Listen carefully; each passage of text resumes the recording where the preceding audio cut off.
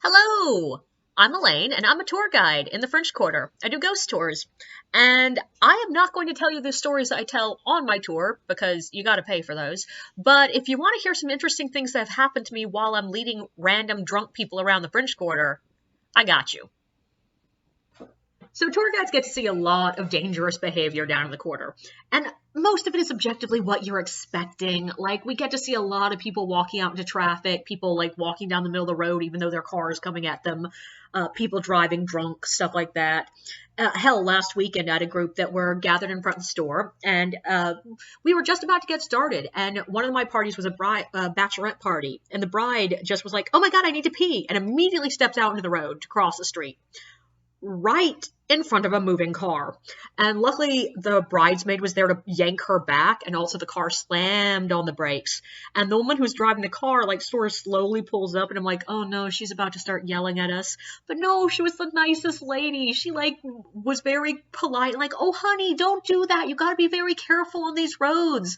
A lot of the drivers out here are drunk, and it's really hard to see people crossing the streets in some of these spots. You gotta be very careful. And this woman made sure that the bride promised her she'd be more careful before she drove on. It was the sweetest thing. But we also get to see a lot of people climbing things they shouldn't, taking drugs they shouldn't, fighting things they shouldn't, and also cars in places they shouldn't be. Like, if you've never been to Jackson Square, it is pedestrian only. And, like, they have bollards up to prevent cars from coming down there. And, like, I will admit, some of them, you can wiggle a car through if you're careful. And also, the ones on the downside, you can remove those bollards to let cop cars and stuff through. But the important thing is there's very clear demarcation that this is not pedestrian, that it's not a driving road. And to help with that, there are benches with people sitting on them. There are a buttload of, like, artists displaying their wares. There are musicians. There are sometimes magicians and acrobats.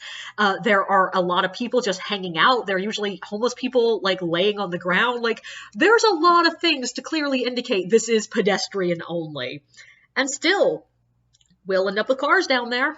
A couple of months ago, there was, like, this cursed weekend that I swear to God, 4 separate times I was in the middle of a story and I look up and there's a car coming and I'm like, oh God. And, like, my favorite was, it was the middle of the day. It was the 6 o'clock tour. And at that hour, there are still a buttload of families out. There are people everywhere. And I see this car coming and go, okay, guys, get out of the way. Car is in an inappropriate place. And the car drives by, and the woman is clearly on her GPS, screaming at her GPS while it screams at her. And meanwhile, all the people are, like, screaming at her, this is not a place to drive. And she's like, I know, I'm lost. And, like, people are running out to move kids out of the way. People are quickly rolling up their art displays to let her through. And as she goes by, I look at my group and go, the great thing is she's going to have to come back. There's no exit down there. And sure enough, she made it to the other end of Jackson Square and did about a 20-point turn trying to avoid a display of art and rolled back through. And she did have the good humor to, on the way back through, wave at everybody apologetically. But there's also the little mopeds. Oh my God. Someone around there is renting out these little electric mopeds, which, fine, good, cool, whatever. The problem is they don't seem to be telling people that these are street legal vehicles, which means they must be treated like street legal vehicles. They are not allowed to drive on the sidewalk. They are not allowed to drive the wrong way on one-ways. You're supposed to wear a helmet. You're not supposed to drive them while drunk. You should not be letting 12-year-olds drive them. And also, you don't need to honk your horn continuously as you drive them. It's really unnecessary. And, like, I've already seen a couple of almost accidents with them, and they haven't been around that long. My favorite was I was in the middle of a story, and we look up, and there's a girl who's trying to turn the wrong way on a one-way, so, of course, we're all being like, no, not that way! And she sees what we're doing and, like, tries to pull around, but either she had never driven this thing before in her life, or she was completely wasted, because she just went ass over end off the end of it, and, like, of course, we're like, oh my God, are you okay? And she's like, I'm fine. And we watch her try desperately to back the moped down the road, while also still accidentally gassing it every few minutes, so it's trying to go forward while she's trying to go back, until she finally makes it back to the corner and whips around to follow her friend who has completely abandoned her and is like 2 blocks away. But one of the more fun moments of awkward dangerousness recently, I was walking by the Lala Mansion and we were trying to get away from the group, so I went ahead and took us to the side closest to the house. Because usually that side is unoccupied because a lot of people talk about, oh, it's cursed, don't go down that way.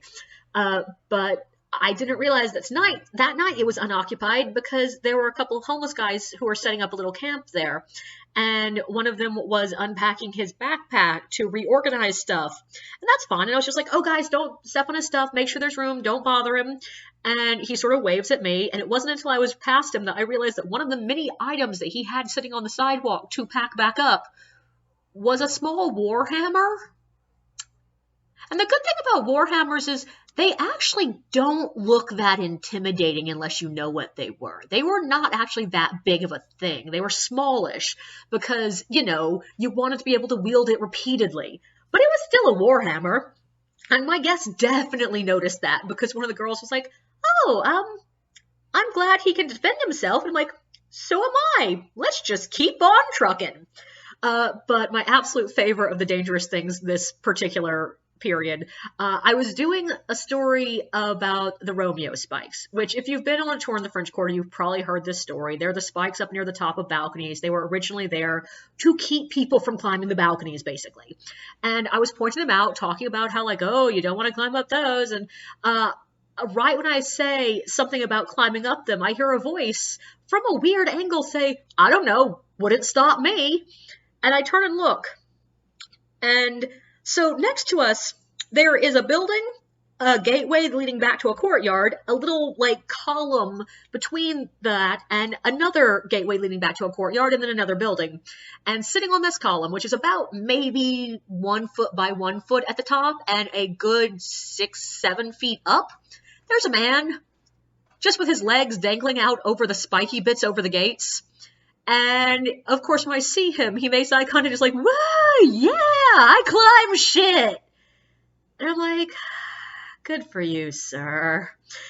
And I have no idea how he got down. Getting up would have been actually pretty easy, but I have no idea how that man got down without, spiking himself.